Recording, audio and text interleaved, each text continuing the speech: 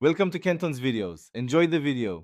You start by picking a reputable VPN app that uses strong encryption and a no-logs policy. This protects your messenger traffic. Once chosen, create and verify your account, then sign in. Make sure to select a server region that balances speed and access.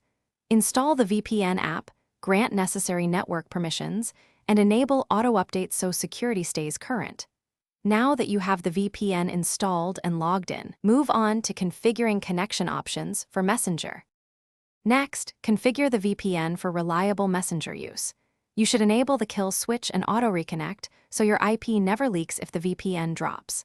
Choose UDP for faster voice and video calls, or TCP if you need stability on unreliable networks.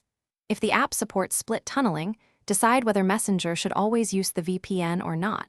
Use split tunneling only when you need other apps to bypass the VPN. Once configured, connect to the chosen server and confirm your public IP changed. Finally, connect the VPN and open Facebook Messenger to test functionality. Make a quick voice or video call and send media to verify quality and latency.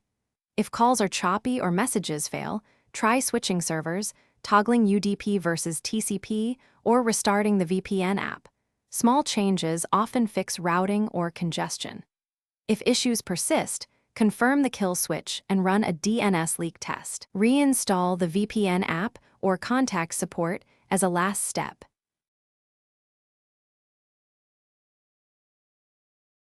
Thanks for watching. Consider subscribing if we helped you.